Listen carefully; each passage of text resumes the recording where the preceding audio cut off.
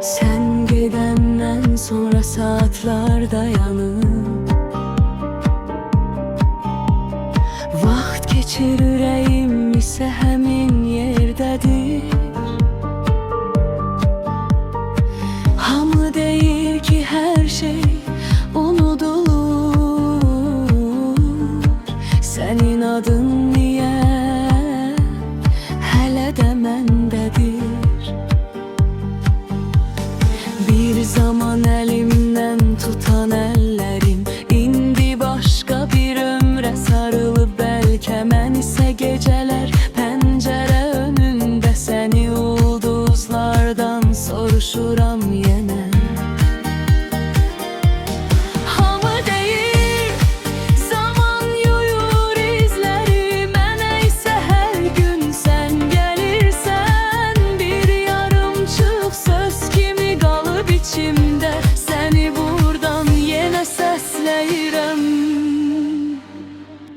Sən xoşbəxt ol, mən darıxaram. Sən gülərsən, mən xatırlayaram. Bir gün adımı tamam unutsan da, mən səni ömrüm boyu unutmaram. Sən xoşbəxt ol, mən darıxaram. Sən gülərsən, mən xatırlayaram. Bir gün adımı tamam unutsan da, mən səni ömrüm boyu unutmaram. Bir sevgi var idi ikimizin arasında, nə sən qoruya bildin, nə mən. İndi bir mahnı qalıb əlimdə, bir də sənsiz keçən gecələrdən. Divarda qalan kölgən kimi hər baxışım yenə sənə dönür.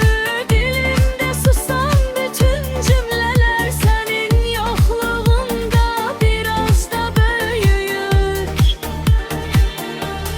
Hamı deyir zaman yuyur izləri, mənə isə hər gün sən gəlirsən. Bir yarımçıq söz kimi qalıb içimdə, səni buradan yenə səsləyirəm. Sən xoşbəxt ol, mən darıxaram. Sən gülərsən, mən xatırlayaram.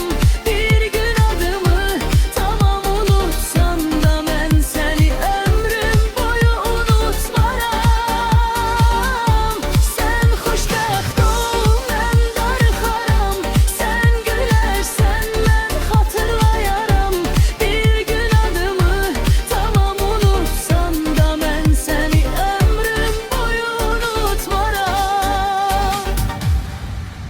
Bəlkə bir gün bu mahnını dinləyərsən, səsini tanıyaram küləklərdən. Sənə çata bilməyən bütün sözləri